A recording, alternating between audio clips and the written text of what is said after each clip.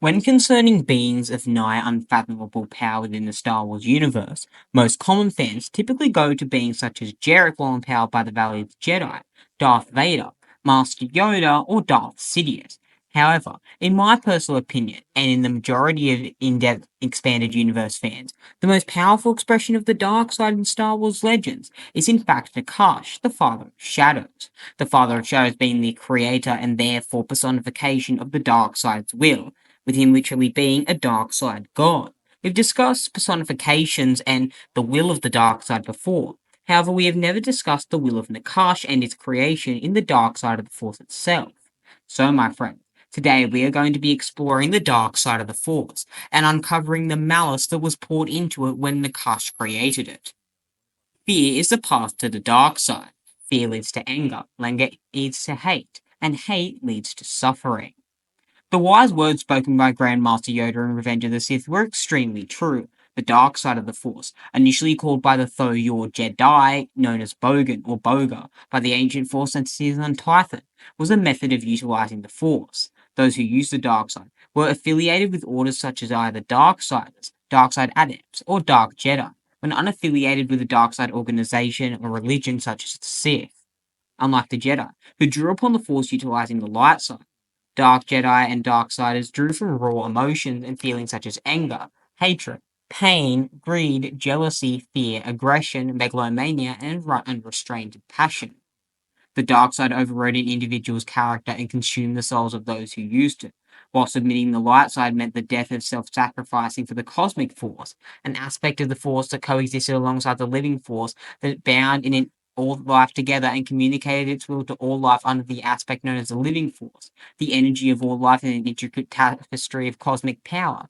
This led the exiled Jedi and the former Sith Kreia, who valued the individualization of beings over all else, to believe that as the light and the dark sides were the two methods of using the Force primarily. Although there were several splinter routes, such as the Sorcerers of Tund adhering to the dark and the Night Sisters using magics, the Force itself was detrimental to individuals and thus should be removed from existence, with this being Kreia's philosophy as well as outlook on the Force itself. Although it took me many months to garner and read enough sources in order to construct this video, with this in my personal opinion being one of the most philosophical videos I will possibly ever make, as it covers one of the most in-depth and cosmic aspects of the Star Wars galaxy, a side and video that we don't often get to see explored in this much detail. A quote particularly caught my eye in the Tales of the Jedi comic series, written just over 20 years ago. This particular quote was by the ancient Jedi Master Ood Bernard, which describe the dark side, in my personal opinion, in its purest extent. Evil began in a time before recorded history, when magicians made themselves into kings and gods using the powers of the dark side of the Force. The weak-minded have ever been ready to obey one who wields great power. Those who learned the power of the dark side were quick to exploit this weakness, to make war. Again and again, the dark side has surged forth like a storm, devouring whole worlds and entire star systems. Those who mastered dark power became dark power. They unleashed destruction for no other reason than for selfish gain. They despoiled nations, destroyed whole civilizations. Some of them, I am ashamed to say, were Jedi. The quote by Udnar references many things. It references the corruptive influence of dark power as created and intended by Nakash, as it also references the fact that the Dark Jedi exiles, who were influenced by the dark side by Nakash indirectly, and were influenced by Nakash's creation. These Dark Jedi exiles spearheaded the Sith religion and the Hundred-Year Darkness, creating what would eventually become the Order of the Sith Wars that finally culminated with Darth Sidious. The dark side was an aspect of the Force defined as a metaphysical power that bound the galaxy together and intertwined all life. It was selfishness and possession, interlocked with the fear of loss that gave the ascendancy to anger and hate, and brought suffering to all of those on whom its power was unleashed and who embraced it alive. As it was many Sith Lords, including the likes of Darth Sidious, Plagueis, and more, that one could not use the dark side without having first experienced its horrors, with Darth Sidious being subject to Force lightning via Darth Plagueis, and eventually becoming one of the greatest users of the ability across galactic history, perhaps second only to the likes of Valkorion. The first known users of the dark side were the ancient Rakatan Infinite Empire, an alien species that conquered a large portion of the galaxy, perhaps even more expansive than the Galactic Republic, prior to 30,000 BBY, after aiding and overthrowing the Qua, and then even before then the Celestials. also known as the Builders. These aliens were able to harness and manipulate the energies of the dark side to create and manifest engineering feats unheard of in their time and even after their time until the Eternal Empire. They were able to create various beings known as the Hyperdrive, as well as creations and knowledge gateways such as holocrons, which the Jedi and Sith Order would eventually come to use, and a super weapon known as the Starforge. However, the Rakartan Infinite Empire eventually collapsed when a ravaged plague ravaged the Infinite Empire, and the Rakartan's force connection was depleted massively. In 25,053 BBY, long after the fall of the Infinite Empire, the galaxy was manifesting into a new government, known as the Galactic Republic, which would stand until 19 BBY with the execution of Clone Contingency Order 66 and its subsequent reorganization into the First Galactic Empire. Prior to the dawn of this new era, scientists, philosophers, priests, and warriors all sensitive to the Force were gathered on the planet of Typhon to discuss and investigate an anomalous energy present throughout the galaxy. This energy would eventually be split up into two categories, known as Bogan, the dark side, and Ashla, the light side.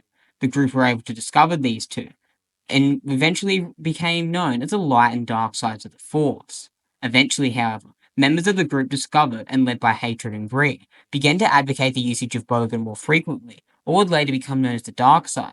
At first, the group founded the predator to the Jedi Order, the Jedi Order. Yes, there is a difference, although they sound extremely similar. The Jedi Order advocated utilizing both sides of the Force and placed a heavy emphasis on maintaining balance between the two.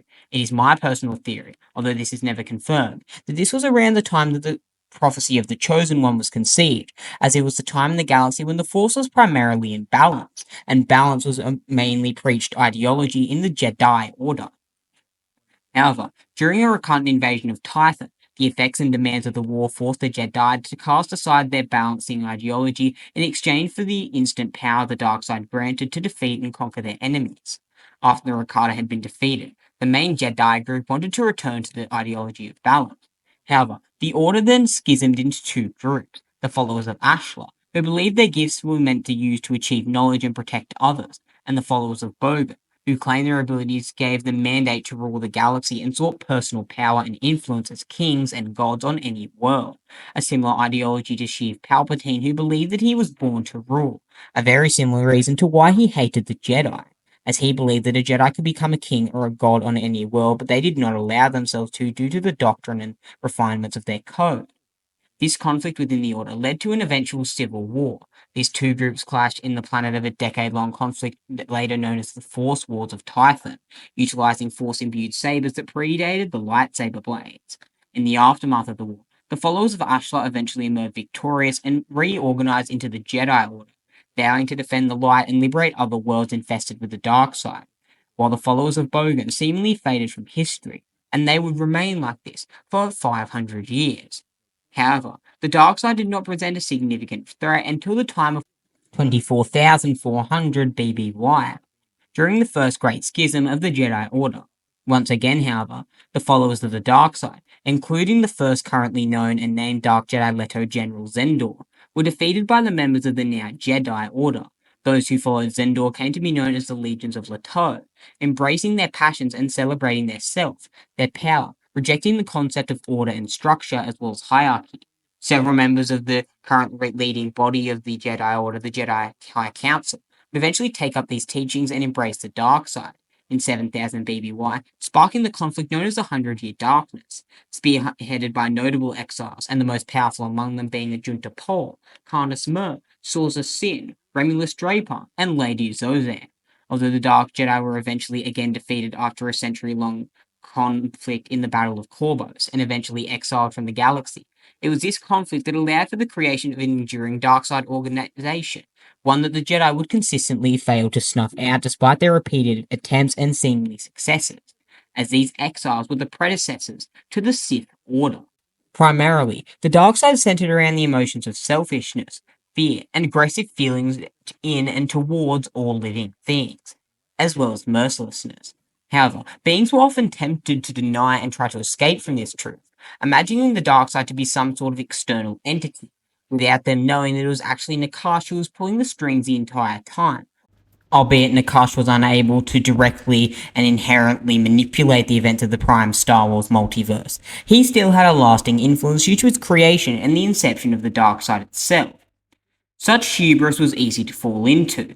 Even Grandmaster Yoda, who had trained his entire 800-year lifespan up until the Clone Wars to conquer his darkness for hundreds of years, initially refused to recognize his own dark reflection when he received cosmic training by the Force priestesses per the wishes of Qui-Gon Jinn. However, in denying this truth, he only fed his dark counterpart. The trap of the dark side was that whatever one selfishly gained through it, it was never enough.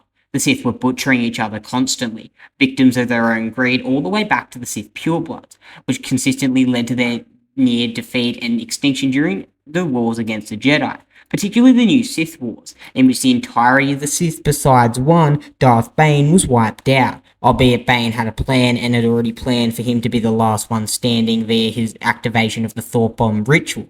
He still was one of the only Sith in the entire galaxy, even one of the only Darksiders, with Darth Bane's instigation of the Rule of Two doctrine being, in my opinion, a pure stroke of brilliance. The difference between the light and dark sides also appeared in how they feel to those who are aware of them. The light side of times was described as being a flowing river, soothing, constant, with hidden strength hidden within, persevering. In contrast, the dark side was described as a roaring fire, obviously powerful, seductive, cold, and potentially extremely dangerous to users. Sith Lords such as Darth Revan and Darth Bane claimed in various books that while the light side represented the compassion and tranquility of all beings in the galaxy, the dark side focused and centered on an individual passion and strength. They also claimed that while the light side was about maintaining the status quo, the dark was about change and evolution, constantly moving forward while the light side was slowly moving forward. Think about if you had a lava river and a river of water. The dark side would move forward no matter what. It would attempt to persevere and it would attempt to get through whatever it took. The light side would allow the dark side to tire out. The dark side burns bright, but it burns very quickly. The light side is more conservative and will last far longer. Although many Darksiders claim that the dark side was simply a means to achieve an end, the dark side has been used for various selfish purposes over the years. One of the most notable examples of this was Anakin Skywalker, the fallen chosen one, a Jedi who embraced the dark side with the intentions to prevent his wife's imminent death after perceiving her dying in his dreams. Little did he know that Supreme Chancellor Palpatine had planted these dreams within his head, with him even possessing the expense of the Jedi Order and innocent lives, slaughtering hundreds if not thousands single-handedly across the course of the Clone Wars as well as during Operation Nightfall, killing hundreds of Jedi Padawans alone. Many found the dark side to be addictive, unable to resist the pull the more they were subjected to it and experienced it. Even as their physical bodies slowly decayed, dark side users became far more powerful than the Force. However, some users, such as Mara Jade Skywalker, noted that the usage of the dark side was a practical matter, as the power it granted was more efficient when performing destructive force powers like telekinesis, with the dark side having access to a lot more force abilities regarding telekinesis such as Force Crush and Sith Seeker. And despite the light side having access to some abilities as well, the dark side had more variety and an easier execution with regard to destructive applications of the Force. Like the light side, the dark side was often treated as a semi-sentient entity with purposeful machinations and designs, with no Force user in the galaxy, albeit save a few, knowing that the Father of Shadows was pulling the strings and sending his will into the main Star Wars multiverse the entire time. It has been theorized by some more esoteric and mysterious Force users, notably the failed apprentice of Darth Sidious Vergere, that there is no such thing as the dark side but only a malevolent intent residing in the user, since most dark side users already possess negative intentions or else fell victim to the temptations of absolute temporal power and dominion. Darth Sidious also hinted numerous times that there was only one true force that was above such things as positive and negative, black and white, good and evil. He claimed that the only difference was that the Jedi saw the Force as a power in itself, while the Sith believed that it was a means to gain power. This theory was fervently opposed by the Jedi Grandmaster Yoda. Additionally, Sidious's own master Darth Plagueis believed there were distinct differences between the energies of the light and dark sides, as well as distinct differences in how one drew upon each. Obi-Wan Kenobi noted in the Clone Wars that it took strength to resist the dark side, and only the weak embrace it when facing Darth Maul on Mandalore prior to losing the love of his life Satine Kryze to impalement through the chest via the Darksaber.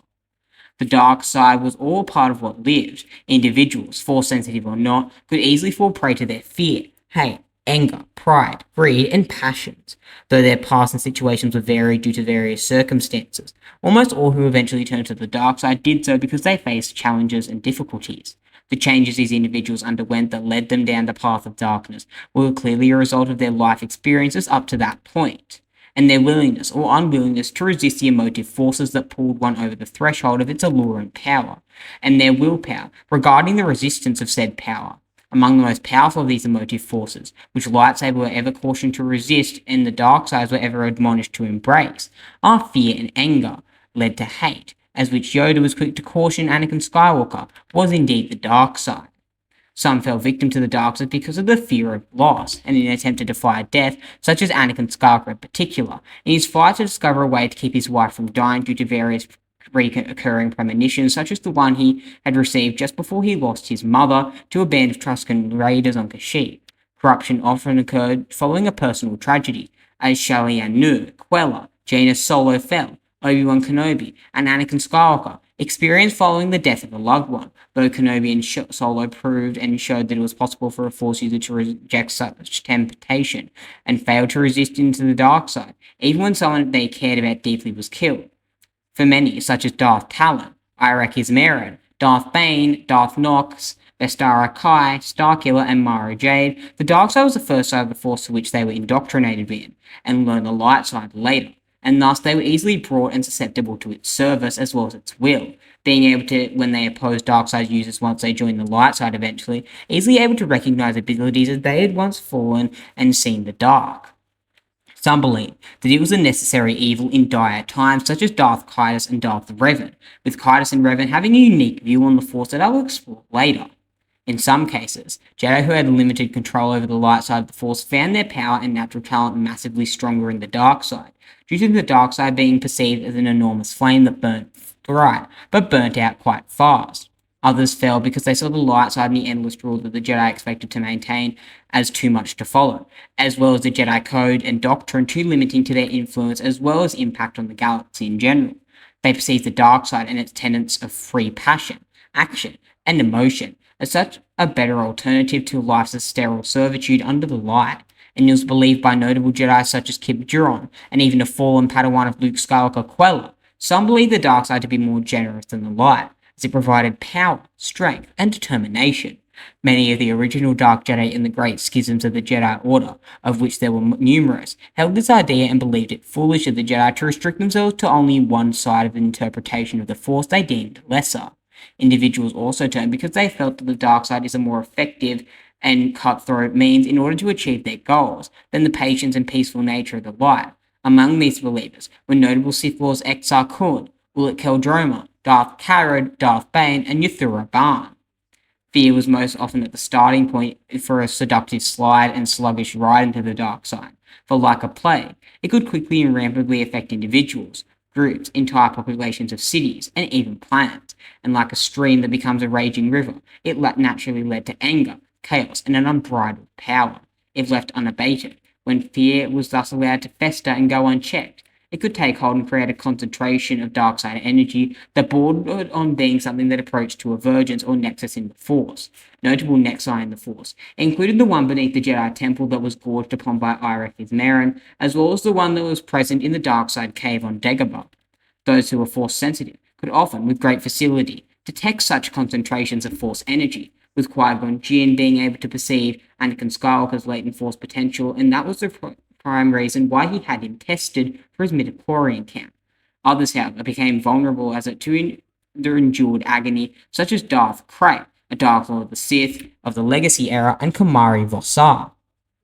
Certain individuals, however, possess unique ideologies on the dark side. Darth Traya embraced it so she might find a way to destroy the Force as a whole, describing it as a poison, and in the hopes of understanding it, she will learn a way to kill it. She also believed that the contrast of the dark side was necessary for a lightsider to truly understand the full scope of abilities of the Force. The Jedi Order taught its members to reject the temptation of the dark side. In order to do this, the Jedi lived by an extensive set of rules and a harsh doctrine known as the Jedi Code. One of the most important tenets was its cease of attachment. Living beings tended to mistake attachment for love. whereas attachment was possession, and such, like everything of the dark side, had selfishness at its core, since it was a possession and a loss. It fed into the fear of loss and was yet another face of greed, which led to the dark side. When attachment creeped onto love, it became pain, just like Anakin Skywalker described it, agonizing. Love was haunted by the fear of losing it, and the fear of pain and loss would bring about. Thus, it was not love, but a prison, in which the love and the lover were both prisoners to each other. Attachment led to jealousy, and it was followed by fear, which eventually led to hate. The Jedi were very well aware that the way of the Force, and the way of the universe, and even the multiverse, was that everything was past, and for this they were not supposed to form attachments. Holding on to a person or a thing beyond its time was the path of misery, putting one's selfish desire against the Force. Thus, the Jedi had to let go of everything they were afraid to lose, to surrender attachment to persons and things that passed out of their lives. Anakin Skywalker's attachment to his wife and the fear of loss that flowed from it caused his fall to the dark side of the Force consistently. With regards to the corruption of the dark side, a quote in the Darth Plagueis novel rings in my mind, with Darth Sidious and Darth Plagueis describing the physical signs of deep dark side immersion and what is more commonly known and referred to as dark side degradation. The quote goes as follows: "Will I eventually be physically transformed? Into some aged, pale, skinny, raspy-voiced, yellow-eyed monster, you mean, such as the one you see before you? Surely you're acquainted with the lore, King Onman of Ondron, Darth Sion and Nihilus, but whether it will happen to you, I can't say. Know this, no Sidious, that the power of the dark side does not debilitate the practitioner so much as to liberate those who lack it. The power of the dark side is an illness that no true Sith would ever wish to be cured of." The dark side, often much like a strong, addictive, and narcotic drug, affected not only the mind of the user, but their physical appearance as well. As one continued to immerse oneself deeper within the dark side of the Force, its malevolent power took a toll on its body due to the exertion of using it, and calling upon it consistently to keep their body alive. Darth Bane, one of the most powerful Sith Lords of all time, and someone on par with Darth Vader, explained that the reason for this physical degradation was because flesh and bone lacked the endurance to channel the immense power of the dark side fluently, as well as indefinitely. Revan also further analogued that while the dark side and light side, as well as Jedi teachings, were devoted to preventing physical change through the Force, the dark side changes had to be accepted by Sith, or they would fail due to attempts at moderation. In my personal opinion, the most notable utilizer and subject of the ability of dark side degradation is Darth Sidious, who during the comic run of Dark Empire consistently had his clone bodies torn down and consistently destroyed due to his immense dark side power, with him needing to corrupt and attempt to possess one of the Skywalkers in the newly born Anakin Solo in order to garner a host that could contain his immensely powerful essence. Many Darksiders, or at least long or lasting ones, experience a change in the pigmentation of their eyes, as their normal eye color would transform into luminous sulfuric yellow, or blood red or dark orange, usually with fiery encircled rims around the irises, like Darth Maul, Count Dooku, Naga Sadow, and Darth Sidious.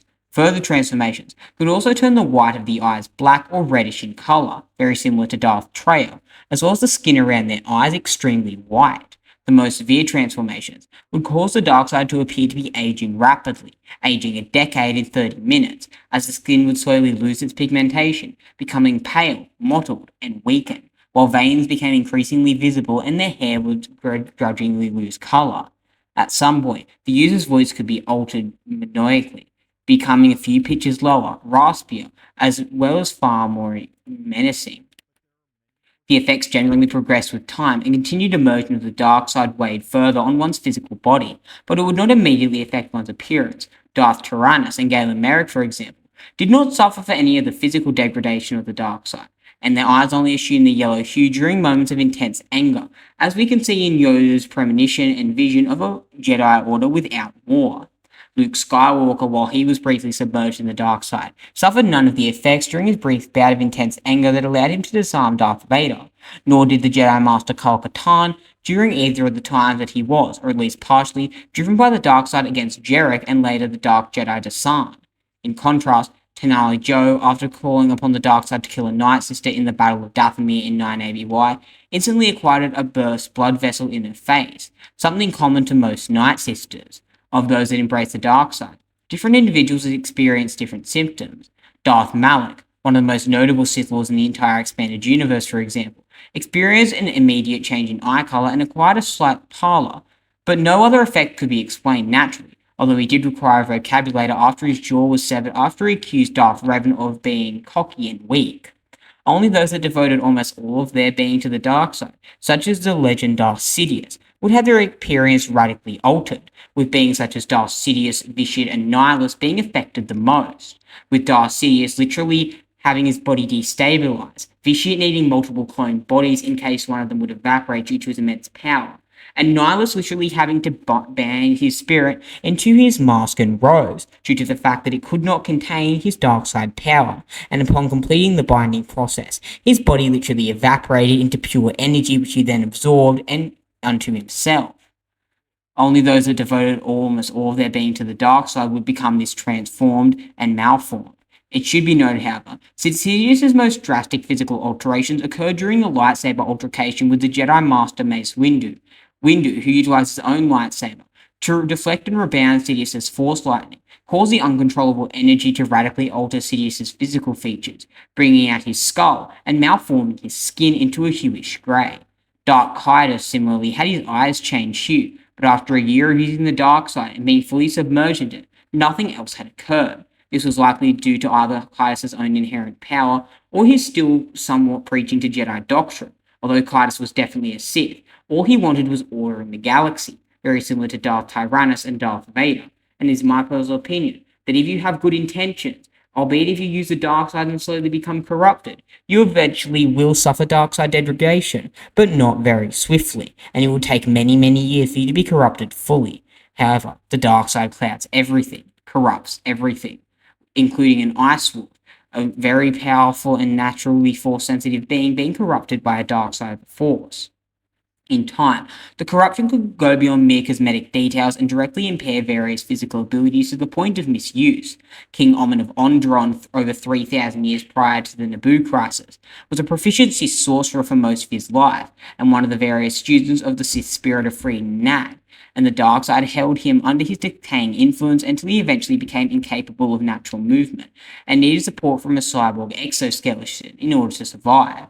However, this immensely powerful being, Omen, was able to corrupt an entire planet of pure dark side energy. So we can leave him out for now in terms of physical abilities, as he was one of the most powerful, non-entirely Sith Darksiders, although he was associated with the Sith Order itself, but never officially indoctrinated by the Spirit of Freedom Nad. Another extreme and mental case of dark side corruption was Darth Vazash, whose extensive study into the dark side of the Force led to an immense physical degradation and decay, and eventually a fatal terminal condition that killed her. The worst case of this transmission and transmutation would be the being known as Darth Nihilus, the Lord of Hunger, who was completely consumed and ravaged by the dark side both mentally and physically. Eventually, he became an aberration, an abortion of the dark side, that existed only to consume life and grow greater in power, existing in a temporal and eternal form of submission force oneness, making him one of, if not the most powerful force user in all of history besides maybe nil force gods like Onimi.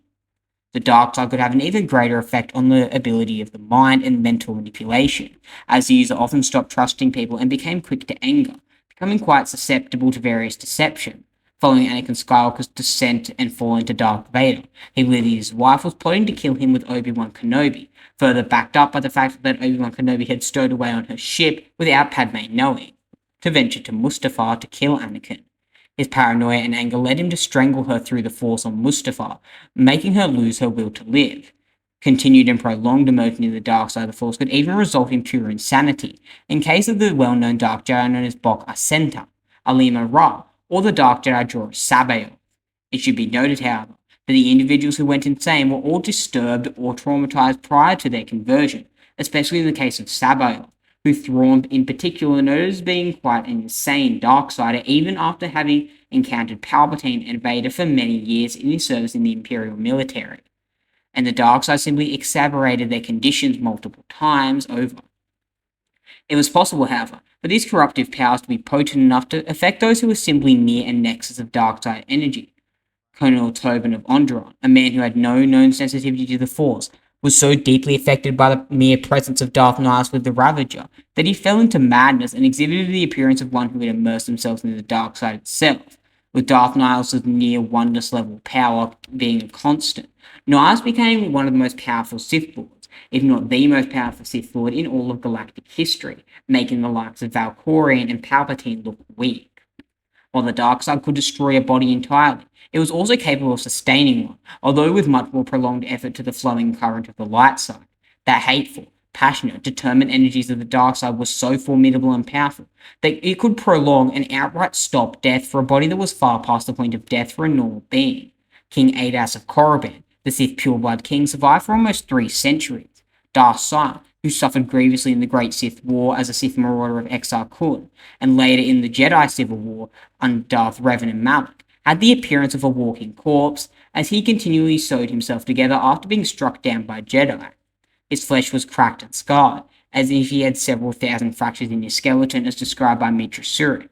According to the Republic medical officer, he survived via the power of hate, and according to Darth Traya, his own mentor, who taught him to refine and hone his power, he summoned the power of the dark side to make him a near immortal, only susceptible to powers such as force strain or extremely potent energy blasts of force lightning that we see delivered by Darth Knights in an alternate ending for Knights of the Old Republic 2. After Darth Maul was bisected by Obi-Wan Kenobi on Naboo and fell down the reactor shaft, he should have died. However, his rage and desire for revenge fueled the dark side to will himself alive, to the point where he eventually returned 12 years later after his rebirth on Dathomir at the hands of Mother Talzin and subsequent allyship with his brother Savage Opress. However, this severe usage of the dark side might have eventually caused his descent into near insanity. Darth Vader had his legs and arms amputated shortly after having his lungs seared as he was burned alive on Mustafar, with Obi-Wan Kenobi executing a strike known as the Triple Moki on the high ground in order to defeat Vader. His life was only saved after the intervention by his master Sidious and his dark side healing abilities. After his transformation and mutilation into a cyborg, Vader summoned heavily on the dark side to marginalize his wounds so he should again be self-sufficient, with Sidious up until then using all the power that he possessed in order to sustain Vader. For a rare few, however, the dark side was a path of true preservation of the body without any form of physical decay, besides possibly an Icar. Galactic Alliance Chief of State Darth Kaius was able to use the dark side to heal himself consistently, and Darth Krayt restored his body to life and health when he learned how to control the dark transfer of energy, an alternate version of the essence transfer ability that Darth Krayt pioneered, as well as Cade Skywalker. In my personal opinion, the most pure expression of dark side transmutation as well as perseverance was Darth Malgus, who was able to channel the dark side to endure some of the most insane things in all of Star Wars, with Malgus, in my opinion, having some of the most mental durability feats of any mortal Force user, such as jumping a fuel engine, bench pressing buildings itself of Durasteel, as well as being nearly impaled by a lightsaber multiple times, as well as being knocked out and nearly knocked out, as well as being thrown into a mountain by a force wave implemented by the extremely powerful and formidable Satele Shan. Many, especially those who had embraced the dark side, believe this to be a result of fear, with a quote from Exar Kun and Frieden Nad going as follows: "Don't threaten, children are frightened by spirits, Jedi are not. But Jedi are frightened by the dark side, or at least they should be. Your fascination with the dark side will get you into trouble." Often those who held the belief that fear was the most acceptable way to fall to the dark side eventually embraced it. They looked upon and down upon the Jedi and their lightsabers, criticizing them for cowardice and inaction. Many Sith and even a few Jedi mocked the Jedi Order and the Jedi Code itself, upwards including Grand Moff Tarkin and Anakin Skywalker, as well as particularly Darth Sidious, for claiming to strive to understand the Force while refusing to study everything that it had to offer. Palpatine particularly believed that a Jedi could be a king or a god on every single world and make that world 1,000 times better for the galaxy. However, they didn't, and they restricted their affairs to one world, although they ventured into multiple.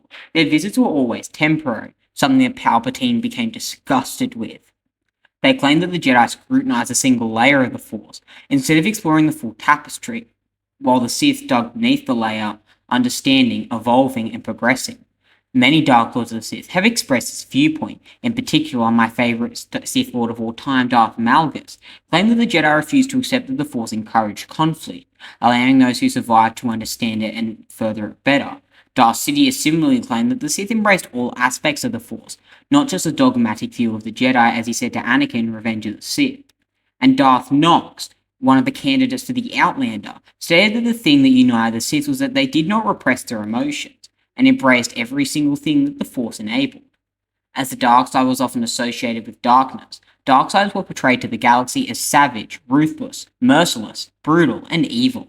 As the dark side was often associated with infamous historical figures, such as the Dark Lord Exar Kun, Darth Revan, and Darth Sidious, three beings who brought unparalleled terror to the galaxy during their tenures as Dark Lords. It is unsurprising that many throughout the galaxy would harbor immense animosity to the users and practitioners as well as cultists of the dark side, as well as even the mere mention of beings who associated with it. Many expletives were also associated with the dark side, including various quotes known as By the Dark Side, Chaos Take Me, Holy Sith, Sith Blood, and Minions of Zendor. Mara Jade noted something in particular interesting about the death of Darkseid users, something I'd like to note here, as Darkseid users did not typically die in the same fashion as many others did. Too bad we don't have a Dark Jedi handy to be killed. Remember that big blast when Sabaoth died? Certain Darkseid users, upon being killed, would dispel in a blast of blue or red energy. Darth Sidious, upon his death on the Death Star 2 and 4 AVI by the redeemed Anakin Skywalker, exploded in a vibrant reaction of blue light of pure Darksider energy after being heft down the Death Star's reactor shaft. In 9 ABY, Jura Sabaoth, a clone of the original Jedi Master who served on the Outbound Flight Project, also exploded in a similar blast of blue energy, after being stabbed by Mara Jade's lightsaber.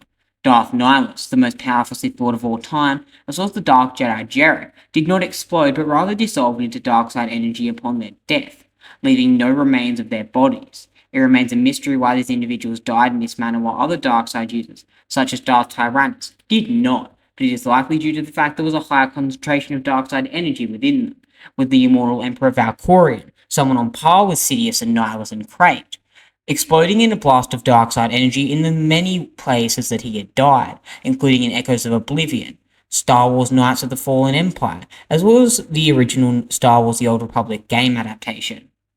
Mysteriously and enigmatically, when the fallen Jedi Master Shaak Ti was struck down by Galen Marek on Felucia after being thrown into the mouth of a giant sarlacc, she died in a similar way to the explosions previously mentioned, but there is in no way a Darkseid user. The reason her death occurred in this manner has not yet to be clarified, and it may be that this occurred when a more powerful Force user was killed, and thus Force side affiliation may be irrelevant, and it may just be when someone dies, and their level of power when they die. The fourth stage of the dark side was a thesis presented by the Jedi Master Talara Shim that outlined her beliefs and doctrine on what constitutes a complete fall and descent into the dark side. Based on the events surrounding the fall of the Jedi Knight Ulic Qel-Droma, Master Shim studied into the deep histories and ancient lore of those Jedi whose personal motivations drove them to the dark side for what various reasons or another, such as love or desire for power. Sometime shortly after the end of the Great Sith War, Master Shim presented her findings to the Jedi Assembly and Council. These findings eventually would become the standard by which Masters identified signs of one's potential corruption and seduction by the dark side. In her book, Talara Shim noted, "To those of you who believe they are immune to any of these stages, I say you are already a victim to the dark side's seductive tendrils, and urge you to listen as you have never listened before." Stage 1. Temptation. Darth Sidious noted to Anakin Skywalker about this. Talara Shim believed that because a Jedi was in tune with the Force and could use it to whatever ends that they perceived fit to their ideology, situations would arise that tempted the Jedi and tempted them towards selfish applications of the Force, rushing to help friends, facing obvious perils, and ending disputes quickly were all acts of haste that, according to Master Shim, would result in steps onto the dark path so the individual act first and contemplate the consequences of their decisions later. Knights like the charismatic and powerful Exar Kun were less honor-bound by the Jedi Code, intrigued with tales and stories of the dark side told by his mentor Vodo Seos Bas, the Jedi battle master of that era, and a very old and experienced Jedi. Kun was easily seduced by what he perceives as an unrestrained wellspring of power that was his for the taking. The quote, as aforementioned by Darth Sidious to Anakin Skywalker in Revenge of the Sith, goes as follows about temptation of the dark side. Anakin, if one is to understand the great mystery, one must study all its aspects, not just a dogmatic, narrow-minded view of the Jedi. If you wish to become a complete and wise leader, you must embrace a larger view of the Force. Be careful of the Jedi, Anakin. Only through me can you achieve a power greater than any Jedi. Learn to know the dark side of the Force, and you will be able to save your wife from certain death. Stage 2, however, was known as imperilement, with Oda and warning Ulick Qel-Droma the following. Like you, he believed the dark side could be conquered from within. Such was not to be. The dark side seduced him, utterly in anger, became his path. According to Master Shin, a hasty, indecisive, and naturally powerful Jedi can be quite catastrophic to themselves. Also, any Jedi who believes that a shortcut through the path of the dark side will be lined with the signs redirecting back towards the light is only deluding themselves. Shin felt that a Jedi cannot be blinded by the idea of doing what they perceive to be right by any means necessary. She also believed that if one accepts the dark side into the heart by which they are surrounded as a means to power, then the next stage has no bearing on their concerns. The Jedi Knight Anakin Skywalker, who I will reference his fall to the dark side only about 37 more times in this video, was conflicted in this manner emotionally. To save his wife from impending death, Skywalker believed that he could go through the power of the dark side while remaining completely uncorrupted by it. However, he could utilize it for the sole purpose of saving Padme. Because he accepted the dark power as the power necessary to bring about the power of good, he was completely given over to it. He too, like Exar Kun and Ulick Qel-Droma before him, succumbed fully to the power of the dark side. Yet, after being rechristened and reborn in the cybernetic eminent armor as Darth Vader, Anakin did not realize that he may have to turn in order to bring balance to the Force back to the light. Stage 3. Submission. To cheat death is a power that only one has achieved, but if we work together, I know that we can discover the secret. I pledge myself to your teachings. Good. The Force is strong with you. A powerful Sith you will become. Henceforth, you will be known as Darth Vader.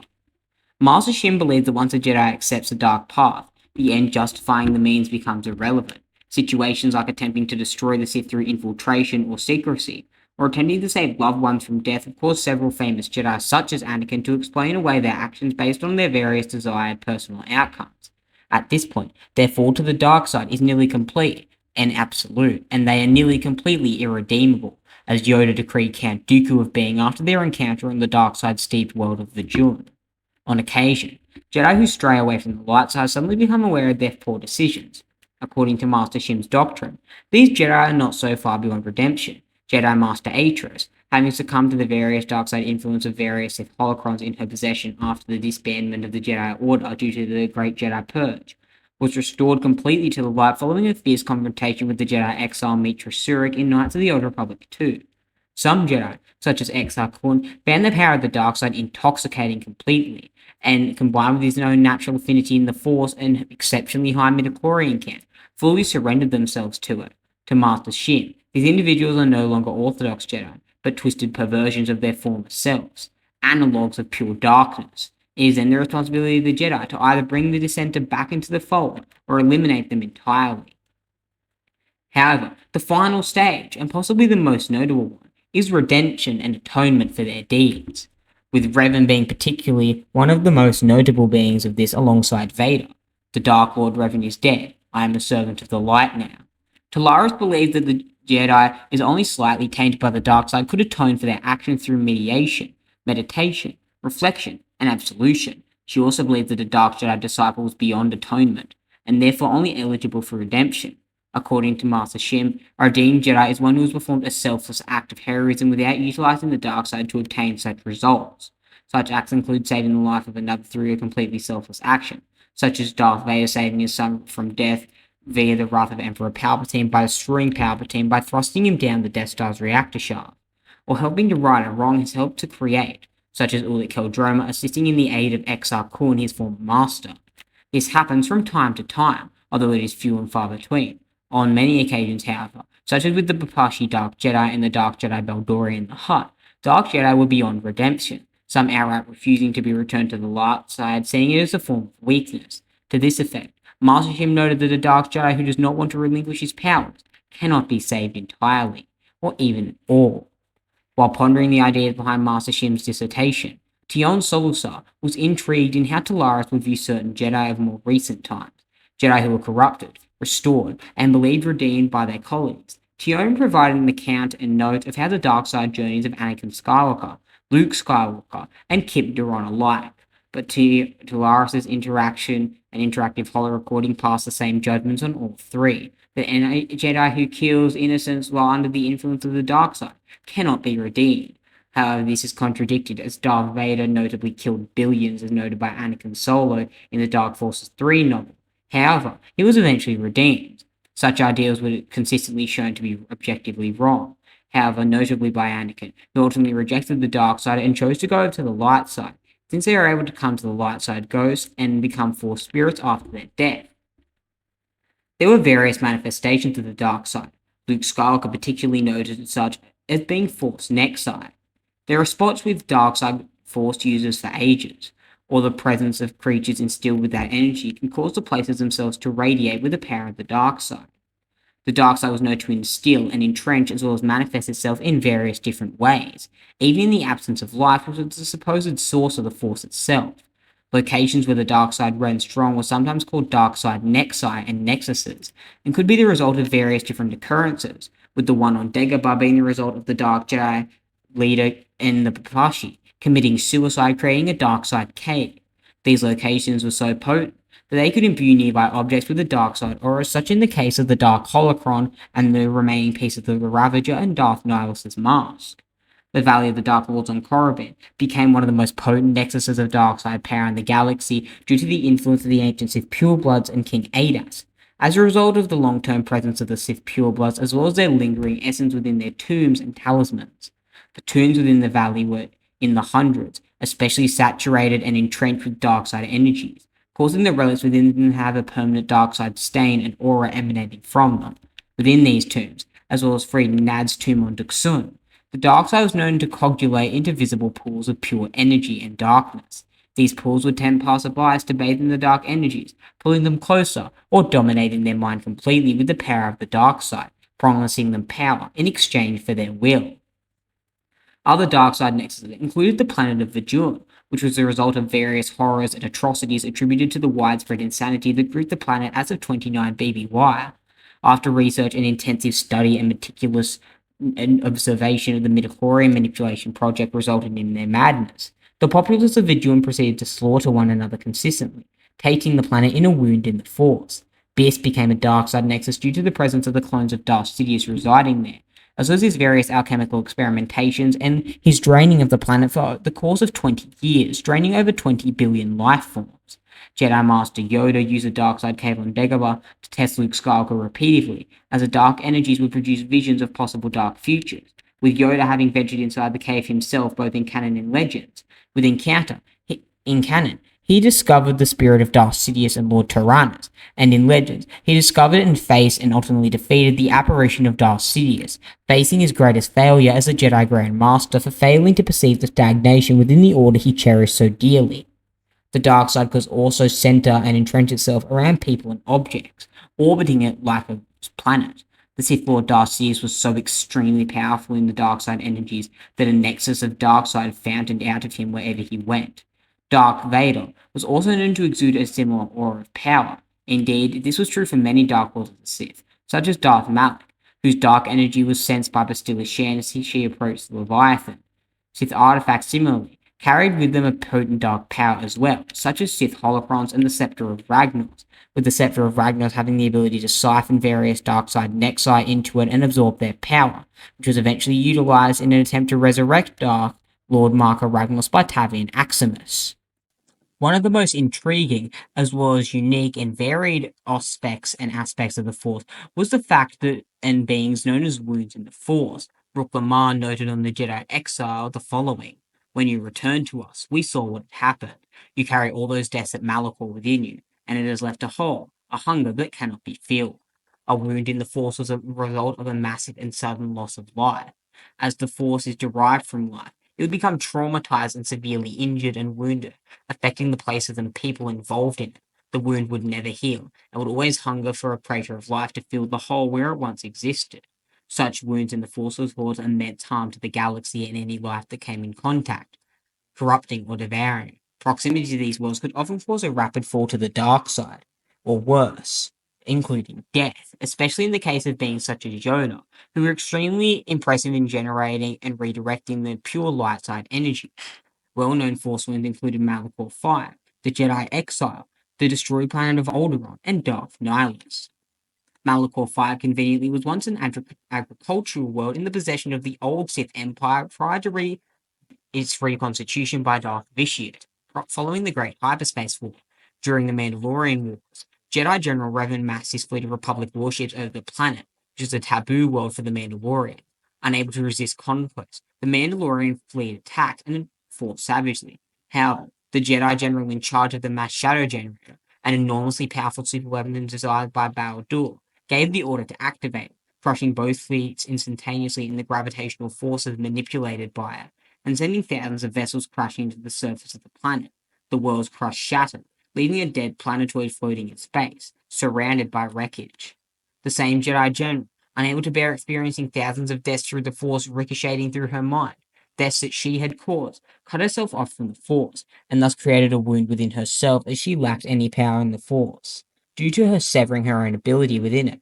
When later standing trial before the Jedi High Council, the Masters would comment on how empty she felt in the Force, as if all of her power had been siphoned out of her, as if they were staring into the depth of the Force itself. This being was Mitra Surik. However, another product of Malachor was far more terrible. The Sith Lord Darth Nihilus, who I mentioned previously, would become such a powerful wound the dark side would completely devour his mind and body, ravaging it to the point of his body being completely atomized and him forcing to having to use an ancient Sith ritual to bind his consciousness to his mask and robes. He hunted Jedi and other Force sensitives to feed on. He was able to wipe out all of life on the planet of Qatar and multiple worlds like it, and cause anyone near him to be slowly drained of life without even exerting its power.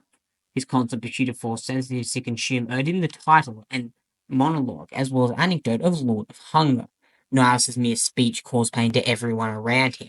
It was agonizing. He merely had to talk, and everyone else around him would experience his own immeasurable pain.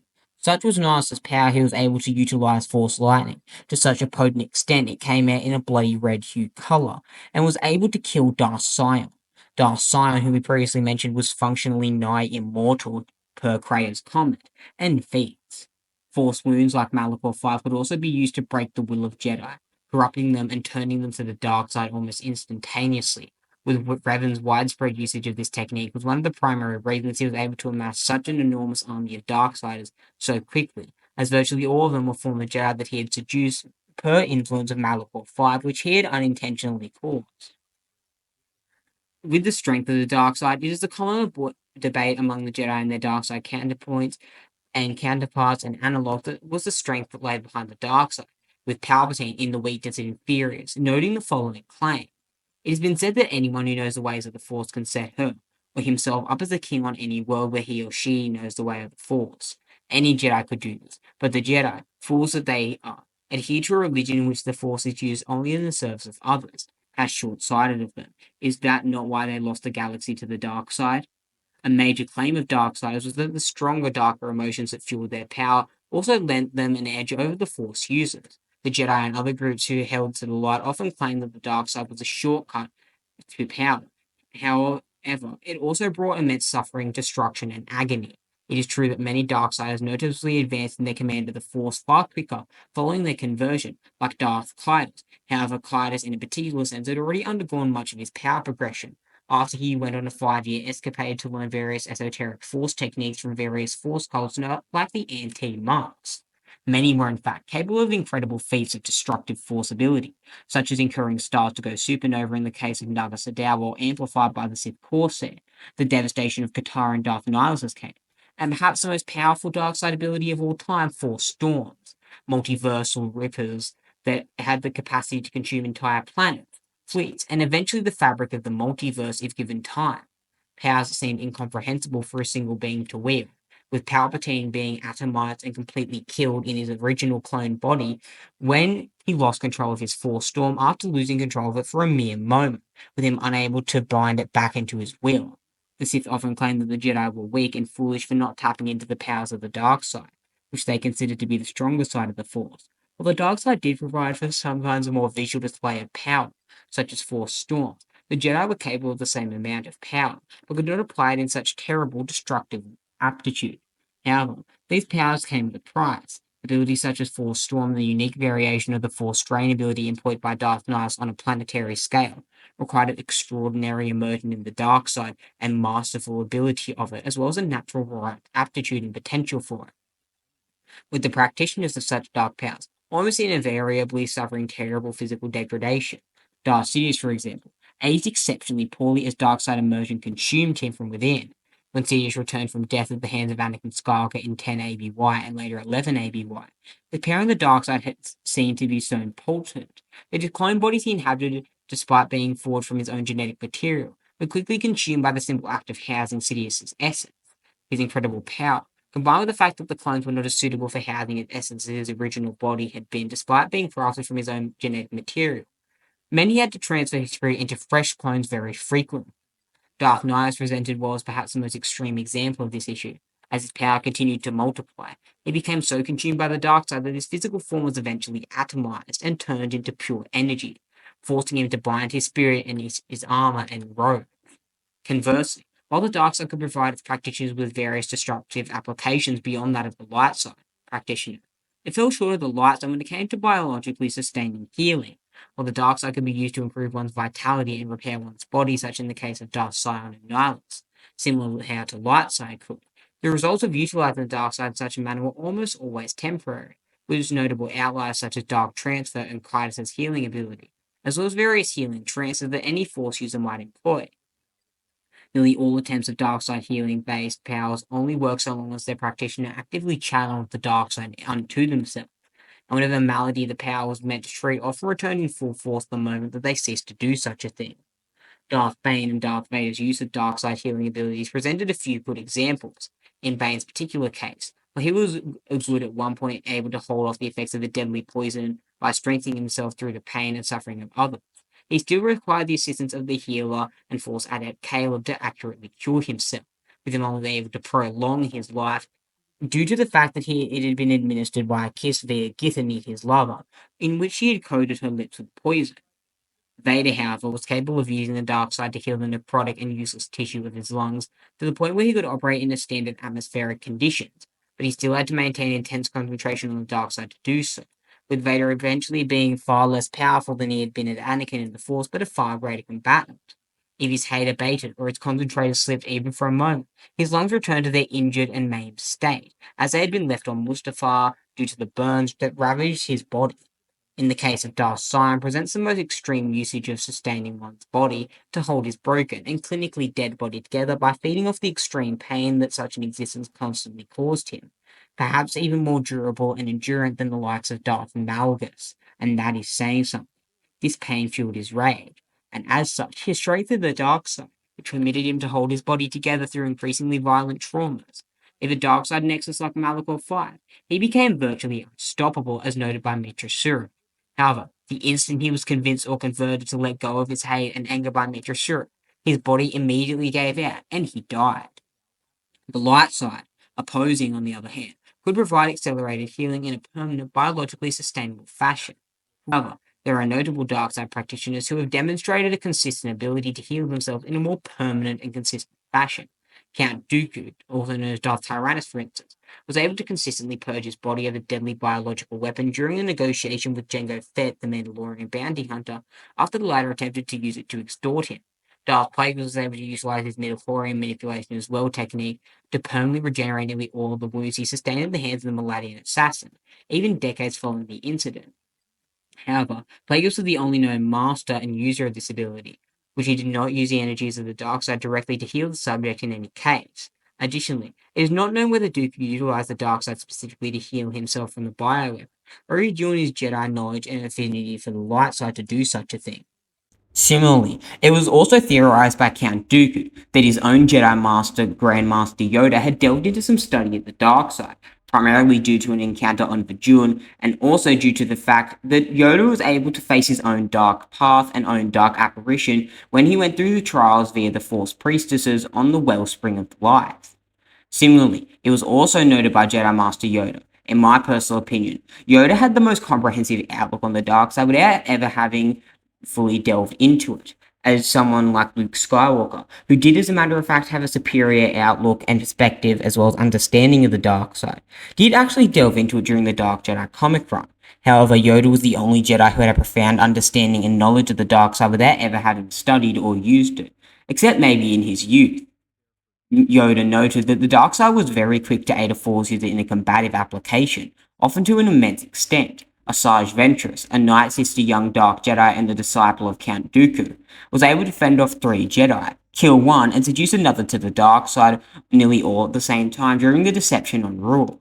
During her escapade to save and rescue Viceroy Newt Gunray from Republic custody due to the information the Neimoidian possessed about the Separatists, Ventress was similarly able to kill numerous clone troopers, cripple the vessel that Ahsoka and Luminara were on the Tranquility, and escape both the Jedi Master Luminara Unduli and Ahsoka Tano, nearly killing Luminara herself.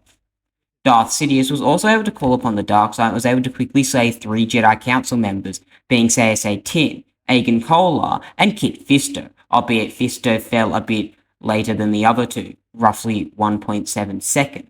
Sidious enacted an ability known as the Force Scream, which was intended to project an enormous verbal outrage that would disorient all targets around it, particularly Jedi. This is very interesting, as the potency of Sidious's Force Scream cannot be understated, as Aegon Kolar and Mace Windu were both disoriented by it to some extent, with Aegon Kolar even dying first in the Revenge of the Sith movie, although the novelization portrays that the Sayasay Tin died first. Aegon Kolar in particular was quite a shock to me, especially after delving into the lore, with the potency of Palpatine's scream being so strong that it was able to disorient Aegon, with Aegon being not only handpicked by the Jedi High Council to snuff out the Dark Lord and kill him if he ever returned and showed his face, but Aegon being trained especially during his tenure as a Jedi Master to redirect and rebuff dark-side energies as well as attacks. Following this, Sidious was able to successfully seduce Anakin Skywalker to aid him in killing Mace. Skywalker himself as Darth Vader was able to kill many Jedi single-handedly during Operation Nightfall, the first stage of the Great Jedi Purge, and the subsequent Great Jedi Purge that emerged from it, with Darth Vader speculated to have killed hundreds of Jedi survivors, as well as killing hundreds to billions of beings throughout his tenure as a Dark Lord of the Sith. Luke Skywalker utilized the power of the dark side to defeat Darth Vader during their final duel on the Death Star 2, albeit Vader was much older, slower, not to mention conflicted, and was in a very bad mindset in comparison to his son.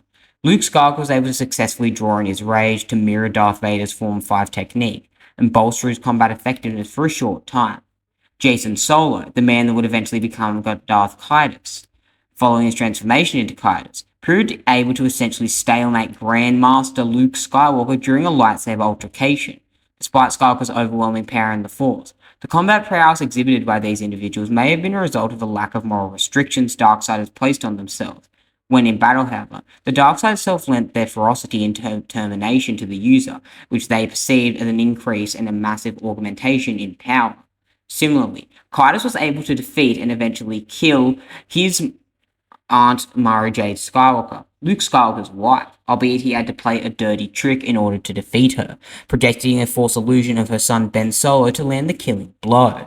And in my personal opinion, Luke, in a stable mental condition, as he had just discovered that Caedus had killed Mara, would have been able to wipe the floor with Caedus if he so desired, as this was blood-mustard and incredibly mentally unstable Grandmaster Luke. One weakness, however, that apparently lay in all Darkseid users, which could be seen as giving the Jedi the upper hand consistently, was the strife and escapability associated with it. Sith Lords could ultimately never destroy their foes because they were bound to, sooner or later, turn upon one another in infighting, with each one constantly striving for more and more power at the expense of others, seeking to dominate everyone and everything around them to be the one above all. This flaw became particularly pronounced as there were no reigning Dark Lord to keep the lesser ones in check. The Rule of Two doctrine, however, introduced by Darth Bane, was a stroke of brilliance, drastically limiting the number of a true Sith in an attempt to turn its weakness into a strength, literally reorganizing the way the Rule of Two and Sith work. However, this too caused possibilities as it failed to make note of. First, Bane never accounted for the possibility of a failed apprentice's training taking up the most of the Master's lifespan, precluding the training of a new pupil. Bane himself scrambled to attain immortality by acquiring the holocron of Heresis, more notably known as the holocron of Darth Endedu, and buy more time to train another disciple, when he believed Darth Xana to be a failure.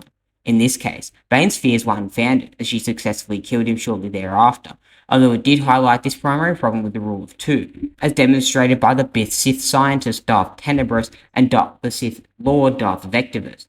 Vectivus trained a Sith apprentice. However, he did not end up killing him, as Vectivus died alone, surrounded by his friends and family in peace. Tenebrous, however, A Sith Master at the culmination of Bane's order could circumvent this problem by concurrently training two apprentices in secret, although this was rarely done and only primarily done after Tenebrous' error. Secondly, the possibility of one of the two Sith Lords converting to the light side and killing the other was never possibly considered.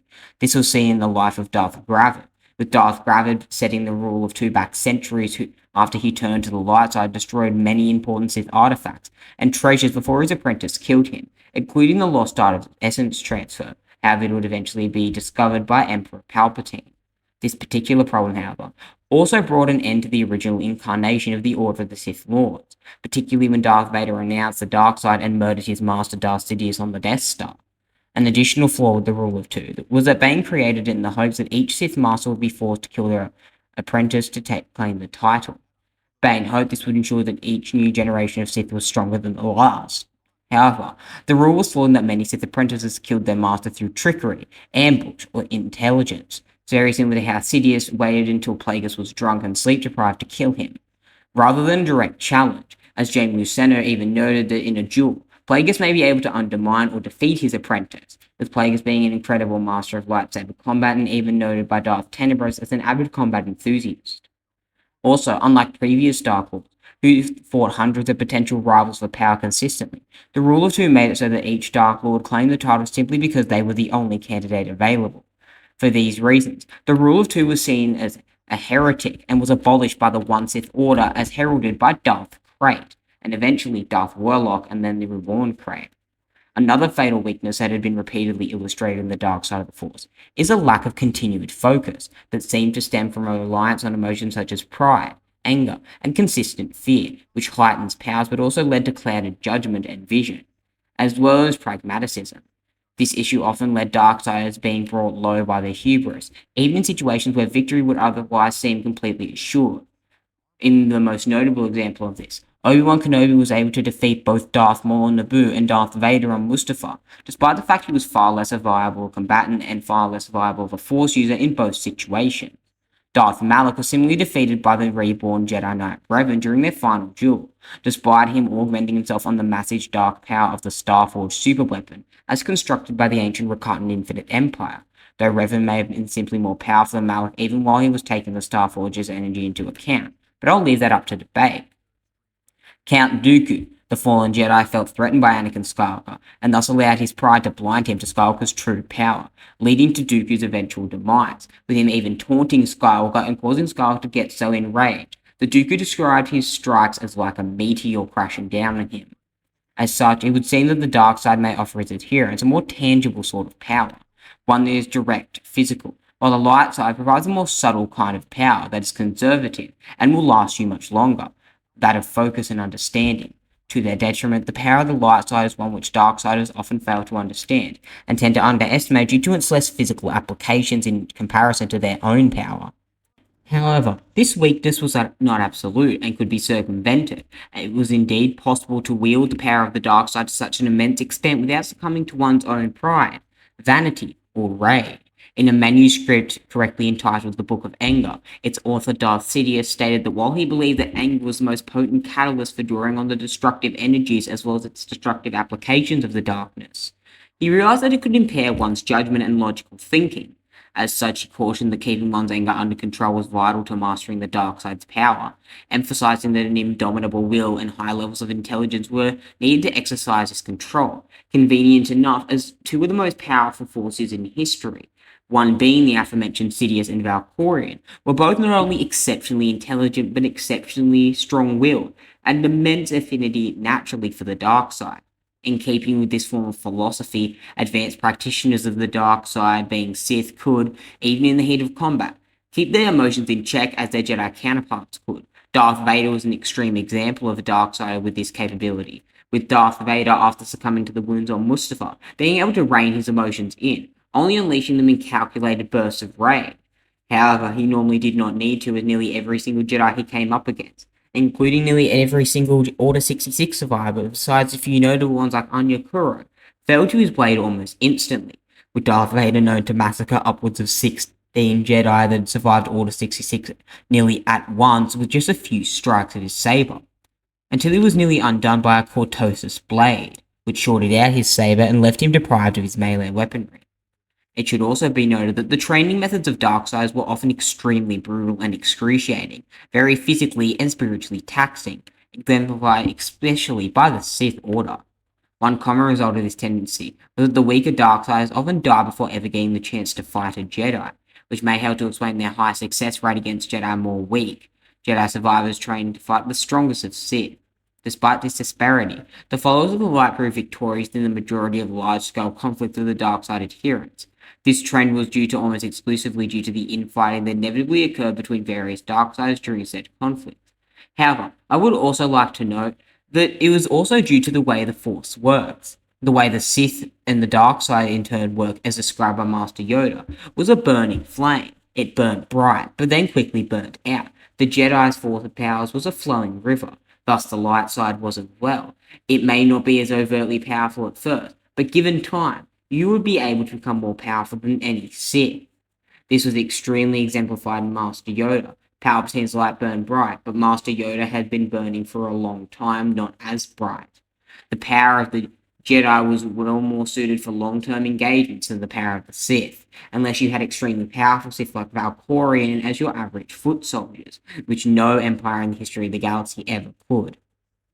However, the Jedi were not always victorious in their crusades against the dark side. A number of times the Jedi Order has been defeated and nigh exterminated in galactic conquest with the Sith, such as during the inevitable and impressive Great Galactic War against the reconstituted Sith Empire. Similarly, the Jedi Order and the Republic has been brought to the brink of distinction on at least 3 occasions, such as the Jedi Civil War as heralded by Revan and Malak, the Jedi Purge of Palpatine, and later of Darth Krayt when he toppled the Fel Empire. With regards to Darkside powers, a quote by Supreme Chancellor Palpatine to Anakin Skywalker when discussing Darth Plagueis in the Opera House is an incredibly famous as well as useful quote. So, I will recite it here. The dark side of the Force is a pathway to many abilities some consider to be unnatural. Those who wielded the dark side found many of the Force easier to utilize. With some Force powers, light side Jedi could use dark side abilities, and even some Darksiders such as Count Dooku possess light side powers and tendencies, but most preferred not to since dark side abilities had aggressive, destructive, or perseveringly manipulative tendencies. Luke Skywalker, for example, however, as well as his father and Anakin, used Force Choke numerous times, with Luke using it as Jabba's palace, which was almost unheard of for a Jedi to use, unless unarmed as Ahsoka Tano when she used this attack. Luke and Kyle Katarn were also known to employ a variation of Force Lightning known as Electric Judgment, or Emerald Lightning, one of the Darkside's most iconic abilities. Powers commonly associated with the dark side of the Force goes as follows.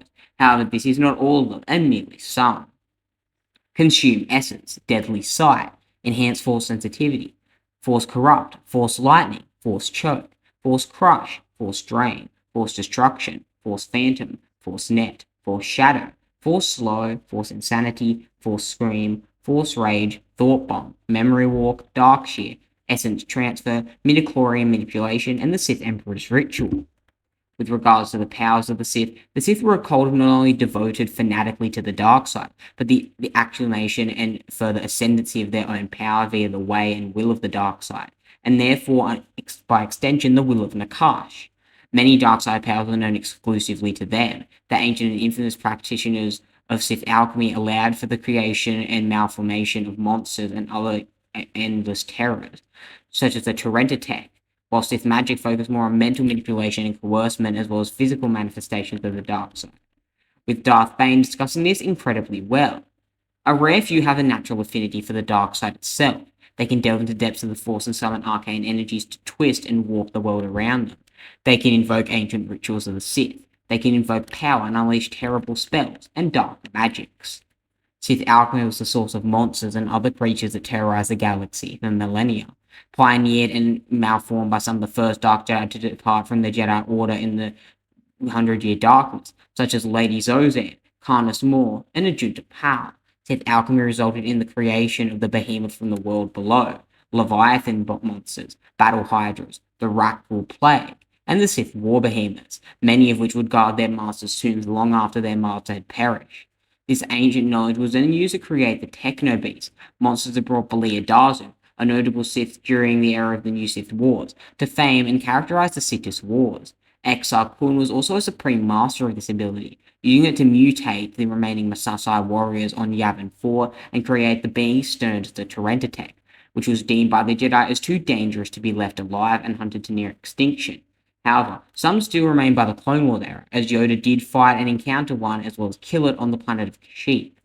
Thousands of years after Kun, Darth Plagueis mastered this ability and was able to manifest life, literally creating life inside another organism. His apprentice Darth Sidious was also an extreme hand in and proficiency in Sith alchemy, creating the Chrysaorcide and authoring the creation of monsters, the third manuscript of the book he would come to know as the Dark Side Compendium. Perhaps the most dangerous of all Sith magic creations was the behemoths from the world below, or the Terentatek. However, all of them possess a natural dark side affinity that was strange to all users besides the creator. Sith magic and alchemy in particular is one of the oldest dark side practices, believed to have been used at least by the time of 100,000 BBY, although it is speculated due to various holocrons and teachings that it was used many millennia before. Sith magic was used throughout the ages as a way to manipulate and intimidate opponents via illusions, unlike regular force powers. Sith magic required incantations, rituals, or specific hand gestures, and the individual powers were referred to as spells and sorcerous ways. These spells were often employed to create illusions, used to confuse or attack an enemy. Ali Makita was exceptionally capable in this aspect, and utilized it to create an entire herd of space gazers to attack a Republic's fleet at Koros Major. Darth Azana, the Sith apprentice of Darth Bane, was also an immense practitioner of Sith magic, and often summoned her victims' worst fears in order to torture them mentally. Sith magic also involved the usage of amulets, talismans, and artifacts to enhance the power of the caster, such as Naga Sadow. With Naga Sadow being so powerful, it was able to utilize the Sith core set to dispel illusions across the entire galaxy, generating thousands, perhaps tens of thousands of ships as well as individuals simultaneously during the Great Hyperspace War. Sith magic may have been involved in the creation of the Mer Talisman, which housed the spirits of Karnus Mer for many millennia. But this magic also aided in the summoning of ancient dark side spirits, such as the ghost of fandom of Friedan Nat. With regards to dark side organizations, the oldest dark side cult were Dark Jedi, considered exceptionally dangerous heretics by the Orthodox Jedi at the time for not giving in to the dark side of the Force. However, the earliest Dark Jedi left the Order not out of a desire and need for power, but because they believed that the Jedi Code was too limiting and restrictive in its tenets. The earliest of these individuals organized themselves into the Legions of Leto, formed by the current ex-Jedi Zendor, the first Dark Jedi in all of the Jedi history. These legions, however, eventually met a grisly fate as they were exterminated by the Jedi Order 500 years after the official formation and reinstation of the Galactic Republic. Millennia later, however, when the Dark Jedi rose again to fight the Order in the event known as the 100-Year Darkness, they were armed with alchemic knowledge this time due to the teachings of Ajunta Pal, and subsequent mastery of other teachings via the man Karnus Mer and Lady Zozan, as well as Swords of Sin. The conflict ensued for a full entire century, resulting in the last of them becoming exiles of the Holy Order, with the majority of them driven to extinction due to the superior numbers of the Jedi Order, and them only having at most around 50 Dark Jedi. A second resurgence occurred, however, when a gang of Dark Jedi attempted to garner control of an ancient superweapon known as the Cosmic Turbine. This incident resulted in the subsequent destruction of the entirety of the Voltar system, with the Cosmic Turbine being a system-wiping mechanism. During the event known as the Jedi Civil War, various Dark Jedi joined Revan's ranks as Sith in training, and throughout the post-Ruusan Reformation galaxy, and therefore post-1000 BBY, Dark Jedi continued to be a problem, with one notable one known as Seth Hearth being a candidate for Darth Zana's apprentice until he ultimately proved unfascinated and unindoctrinated to the Sith.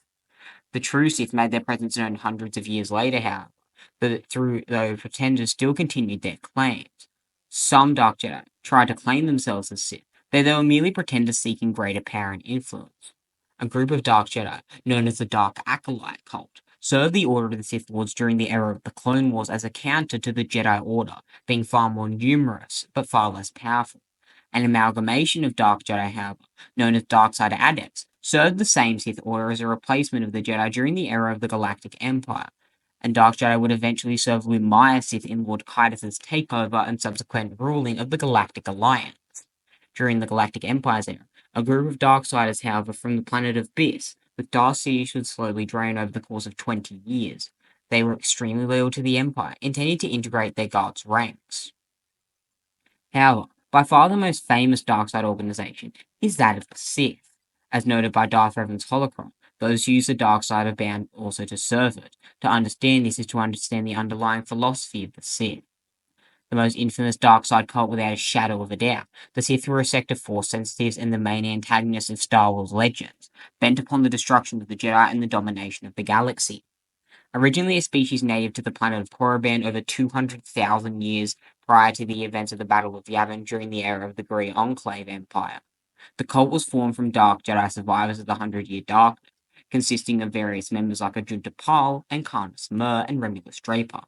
Following their exile from known space, these Dark Jedi landed upon the uncharted world after being tracked there by the dark side and were worshipped by the Sith species for their powers and subsequent magic.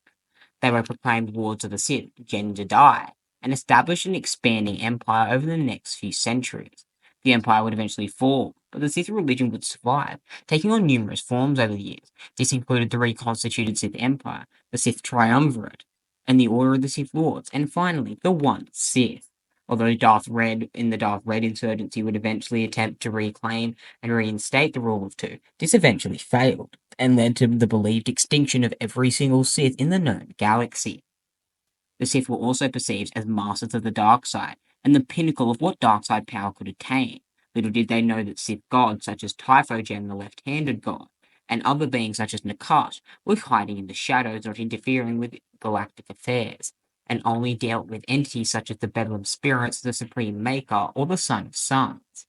They perfected the art of dark-side mutations over their centuries and millennia of study, allowing for the usage and subsequent enhancement of Sith alchemical studies and other Sith magics. The leader of the cult would be the Dark Lord of the Sith, and was considered the will and embodiment of the dark side itself, and therefore Typhogen. And all power of the dark side would flow from them like a river.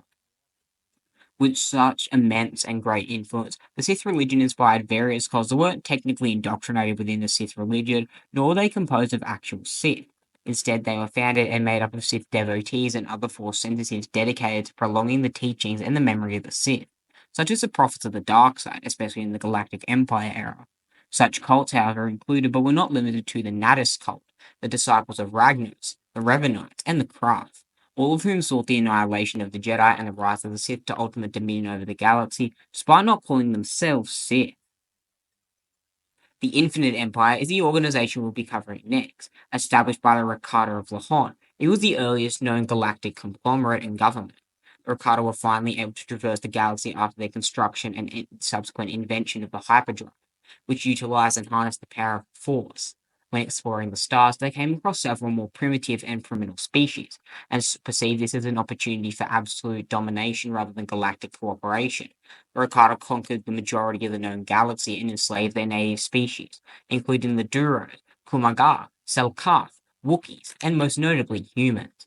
Their influence and reach seemed infinite, and their temples could be found as planets such as Hongla all the way up to the Clone Wars, with Darth Bane gaining Darth Revan's holocron on one just before the extermination of the Brotherhood of Darkness.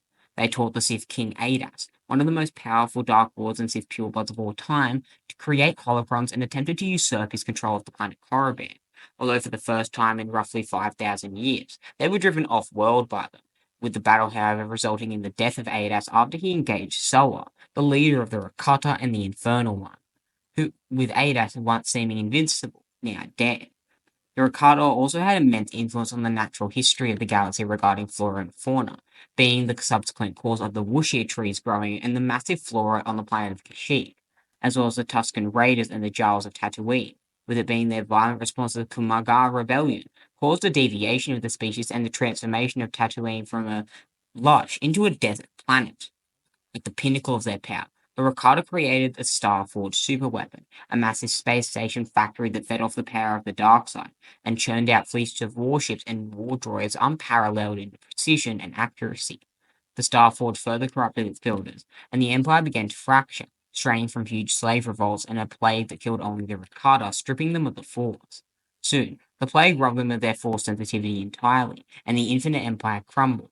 After retreating to their homeworld, their relics were left throughout the galaxy for a future conqueror to find over the years, with eventually the Lord Revan, eventually finding these relics, including the map that led him to the Star Forge.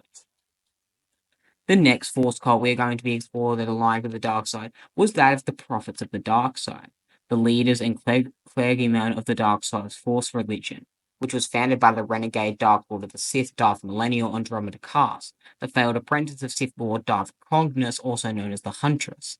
Headquartered in the Dark Force Temple Andromeda Cass, the Prophets served deep into the dark side of the Force in order to divine and predict and foresee future events and outbreaks.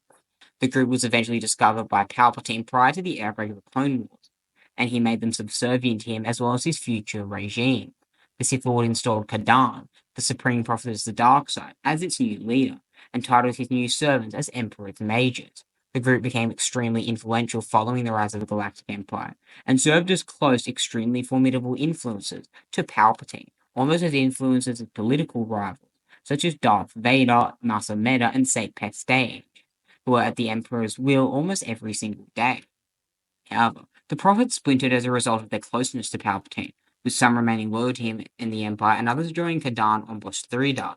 The schism occurred after Palpatine dismissed Kadan's visions of the ensuing Battle of Endor, and the Emperor, along with Imperial intelligence and several renegade prophets, created the propaganda religion, known as the Church of the Dark Side, in a direct response to this.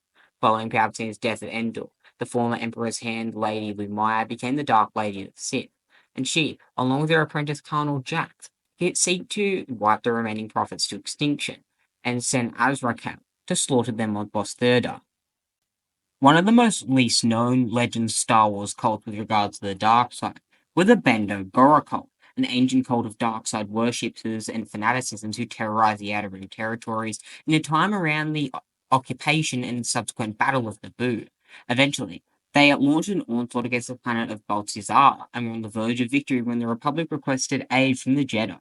A small task force soon was commissioned to arrive on the planet. The Jedi mission was ultimately and shockingly a failure.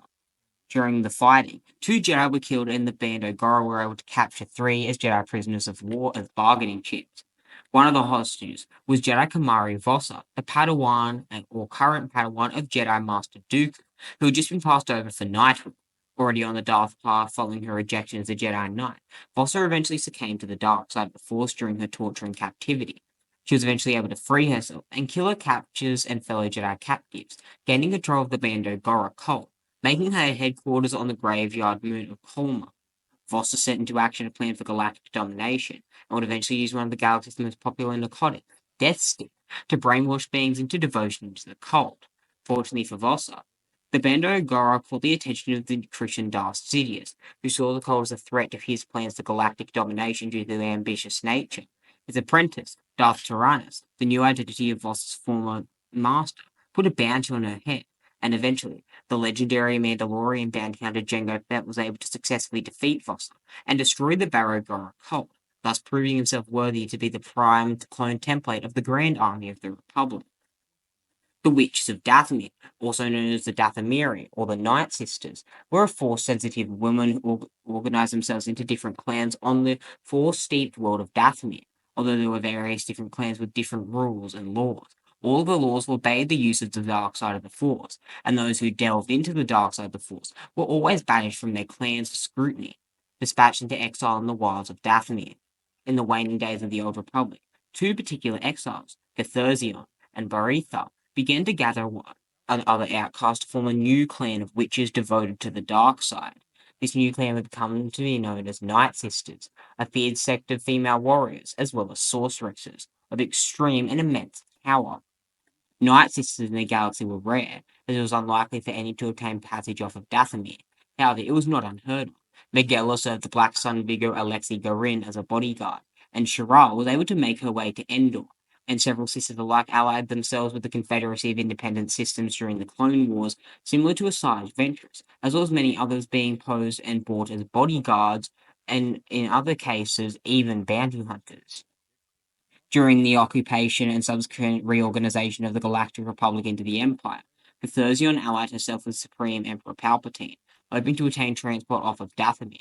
Palpatine feared the power and esoteric magics of the powerful witch, and wouldn't permit or allow her or any of her Night Sisters to escape the planet.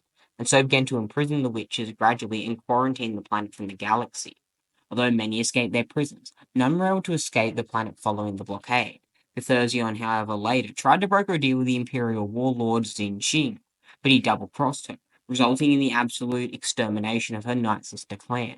This would not be the end of the Night Sister, however, as Tamith Kai would recreate and reincarnate the group around 23 ABY, nearly 2 decades following the original fall of Palpatine.